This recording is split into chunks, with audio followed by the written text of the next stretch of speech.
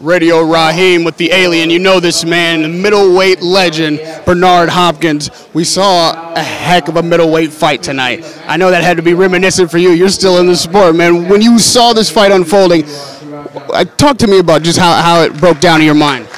Well, to me, it broke down probably in the middle, about not even the middle, the fifth or fourth round. The jab. The jab was the establishment they able and Triple G used to be effective early, and David Lemieux couldn't get past that jab to save his life. And I think accumulation of that, and then of course you start seeing the body shots come, and now it just came in a matter of time. And then yes, it was a late hit after the round, but by no means it was an hit of intention. And I sat back and watched, and I seen everything, and I seen Triple G basically use his reach, use his jab to set up body shots, right hands, and eventually it takes a toll on a guy that is really loosey-goosey a little bit on his defense. It was just a time of win. You know, when the fight was stopped, we saw Lemieux protest. He protested in the post-fight interview. Sitting there, did you feel like it was time to stop that fight? Not right now, not right then. I think as the round went on, if I'd have seen something more straightforward punches and he couldn't get out of the way, because I seen fruit spurts when Triple G was trying to finish or open up, and Lemieux sort of fight him off him and got some rounds in, and sort of had Triple G doing a little dance, not noticeable to the regular naked eye, but you know, just a little stood back and got a little bit of froze a little bit, and then he picked back up what he was doing. I think that if it went another round or two, it wouldn't have been a crime, but you never know. Those 1 or 2 rounds could have been devastating even more for David Lemieux. So I don't have no problem with the stoppage. I just think that it would have been another round or two before I would have really been like, okay, you know, stop the fight, or this fight's going to go into deep water. Now, you've obviously dominated the middleweight division. Triple G you've got to say, is dominating the middleweight division now. Absolutely. Who's the greatest challenger to him? The fans are looking for Canelo Alvarez. How does that matchup unfold in your mind? Well, I like. Listen, the winner of Cotto and the winner of Canelo, that have to take place. They haven't took place yet, but it will in November. Obviously, I'm biased extremely because I want Canelo to win, and I believe he will win. How he wins is the big question mark.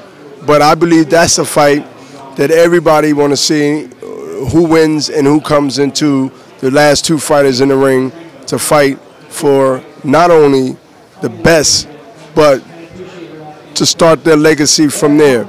So whether it's Canelo, whether it's Cotto, could be either one. It's going to be a really great fight, and when it comes in 2016, looking forward to a great year of boxing.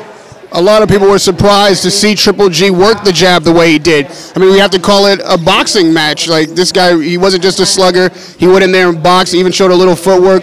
What weapons does Alvarez have if Triple G can box and slug? Well, I see more of using a jab effectively, straight up and down, more than boxing. To me, boxing is accumulation of feet and hand, or hand and feet. Moving, slipping, counter-punching. Triple G used the jab, and he used his reach and his angles to churn Lemieux when he needed him, and also make him fight him off him. That's what Triple G did effectively. To me, when you look at a boxer who can box and punch and also pull you in to something that you will regret running into, it's a guy like Andre Ward, who can box, punch you, stand in front of you, and make you miss, but he's not running. These are the talents and the guys that very few have to be able to offset a guy like Triple G, a guy like Sergey, they're there. You don't have to find them. There's no unnecessarily movement, if movement at all. Why should you have to move if you're not getting hit? And so you must make those guys move and also disarm them. And disarming them is not having a shootout. You have to be a sniper when it's appropriate. You have to be this when it's appropriate. And you know what? And sometimes you might have to frustrate some of the gunslingers who's coming to destroy and hunt you down. Lastly, the pound for pound list is always a debate in boxing. After this, a lot of people were tweeting Triple G is #1. He's the best out right now, pound for pound. But we had a guy named Chocolatito Gonzalez on the card tonight that put on a heck of a show. Where would you place, who would you place at #1? Is #1, man. Triple G is in the top 3. But let me tell you something. What I seen from bantamweight, lightweight, not lightweight, bantamweight, but this guy, whew, the combinations and the poise. And he fought a guy that's like, you know, it's not an easy catch. And he took his time. He caught punches. I seen a rebirth of the ghost of Alexis Arguello, a guy that keeps his hands up, to stay focused, to continue to put mental pressure on a guy. Triple G does the same thing.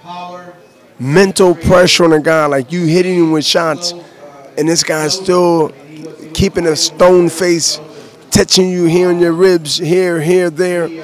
After a while, if you ain't strong and ain't defending that, if you're not strong mentally and spiritually and defending that, you start questioning why you're there. And when you start questioning why you're there, Reddy Raheem, it's just a matter of time, not when. It's what time it is going to be, what round. And that's what I witnessed, I believe you witnessed, and then that happened. So you ain't see me jumping up, and I wouldn't when the fight was stopped, because at the end of the day, David Lemieux put on a gallant performance and gave all that he could give in his talent, IQ, and all other stuff. I'm really interested in seeing how he takes that defeat and still being young enough, not a spring chicken, but young enough to be able to bounce back and be better as time goes on, because he's still marketable. He still is a well-known, loved Canadian. And you know what? To go 8-9 rounds with Triple G, there's no rewards for how many scars you got, but he don't look that bad. He's not ready for pictures, but he's not beat up to the point where, you know, it was a situation of mercy call. Thank you, Bernard Hopkins. I always appreciate the time. I'll see you in a few weeks in Las Vegas for Cotto. Las Vegas, brother. Yes, Las Vegas. Canelo. Radio Raheem with the alien, Bernard Hopkins. Thank you.